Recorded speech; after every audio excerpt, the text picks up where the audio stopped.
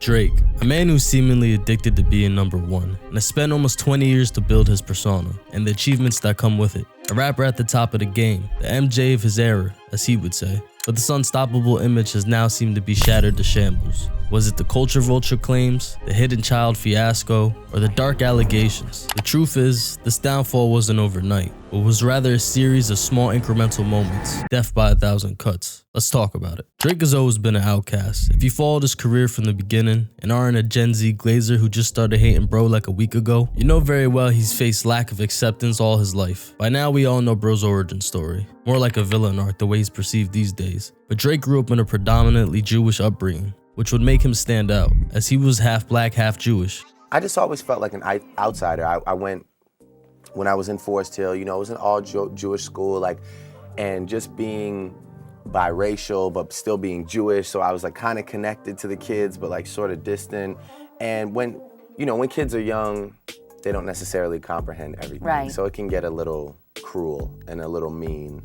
You get teased a lot? Yeah, I mean, I got it, I got it. He failed to earn the acceptance of his peers as he wasn't white enough. Skip forward as he enters the game and he's not black enough. This would plant the seed for what would inevitably destroy him, as this was a deep cut. And the deeper the cut, the harder to stop the bleeding. Because Drake never really had an identity, his music would take on a similar pattern. As Drake is talented enough and versatile enough to copy pretty much any style, even styles from different cities and countries. But where this would help him immensely on the charts and sales, it would also hurt him, as many see this as a form of culture appropriation. And this is where the culture vulture stamp will be placed on Drake. It's just I see in Drake's spirit and in his body language, where he's still, there's pain and there's like a... Well, because people go, hey, yo, man, you stole Afrobeat. I mean, I tried to big him up with dancehall. I told him he opened the door for dancehall, Drake, you know what I'm saying? And everybody went crazy. Make a song with Rihanna, bro's Caribbean and eating oxtail. Make a song with Giggs, bro's talking like Harry Potter. Make a song with 21 Savage, bro got more shooters than Golden State.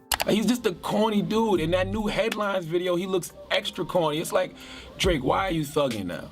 Why are you dressed all in black? Why you got on black gloves? Why you got a whole bunch of dudes around you dressed in black? And he has the most non-threatening looking goons I've ever seen in my life. Like seriously, like they look like a flash mob that's about to run up in H&M and take everything. Honestly, if you guys want to look in my eyes, you guys want to do something? That's what I thought. No. That's what I thought. Drake being judged for his ability to emulate others would become somewhat ironic, as he would later face what might be his deepest cut. Rap, unlike other genres, is scaled heavily on said rapper's ability to write engaging bars. The pen is king. While most haters will refute this, Drake is not only well regarded for his hit-making ability, but also his bars. Well, that would be so, until the authenticity of his bars would be challenged by none other than zesty Meek Mill. Meek Mill, being known for bars himself, would call Drake out for not writing his raps. This would then be amplified by leaked proof that Drake was using a ghostwriter. Oh, money, new women, gotta keep it balanced. The girl of your dreams to me is probably not a challenge.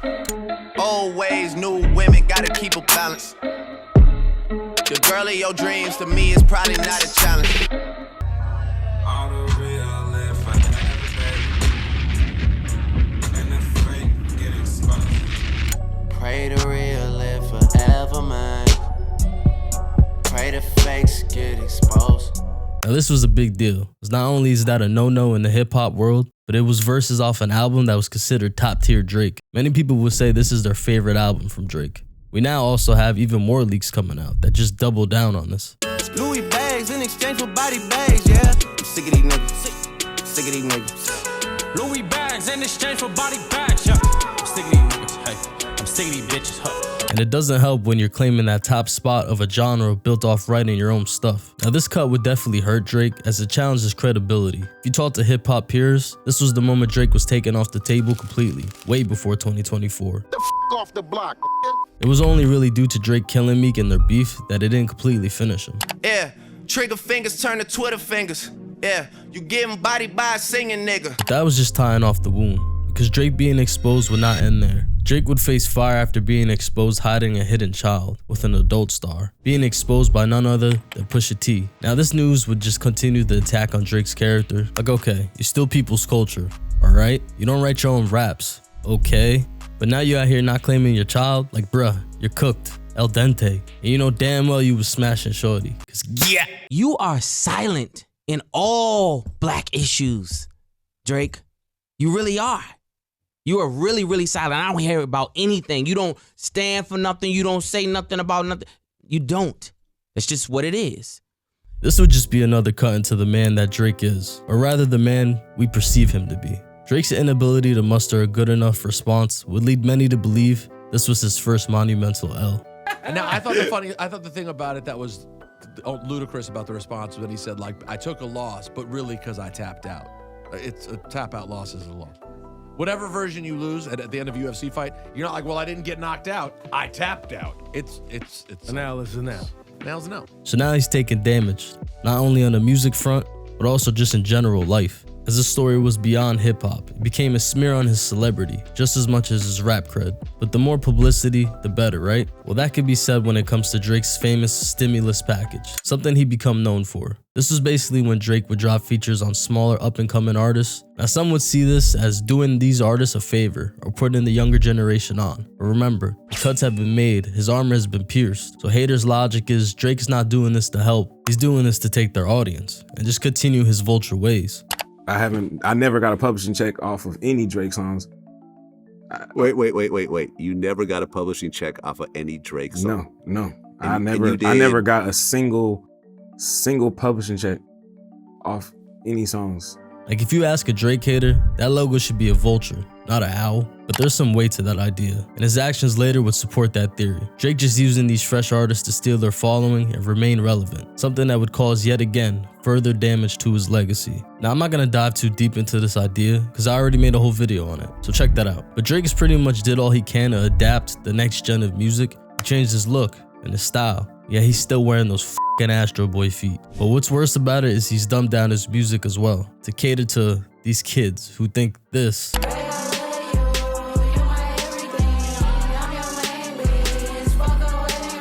is music. Now, the next part of Drake's destruction would involve a certain Compton rapper. And to be honest, this beef has been talked about so much you've probably seen conspiracies on the daily. Like, I'm surprised a certain political event wasn't somehow part of Kendrick's elaborate plan that only Kendrick stans seem to know. I understand what as a fan, I would enjoy a Drake and Kendrick kind of sparring session. Well, I'm sure you would. Yeah, I would. I'm sorry. What do you want me to do? You want me to lie to you about this? No, that's good. That's good. I understand it. I understand it. I never thought Kendrick, but there's a couple other people I thought would have called my name by now that I never did. But oh, is that what you're waiting for, the name call? I'm waiting for it. I bet you expect me to say Kendrick was the final sword to Drake's head. But the truth is, Drake's health was already in the red. The cuts over the years have now over-encumbered Drake. A lot of people saw Kendrick as the underdog in this beef, but it's ironic, because Drake was the clear loser to be in this beef, no matter what.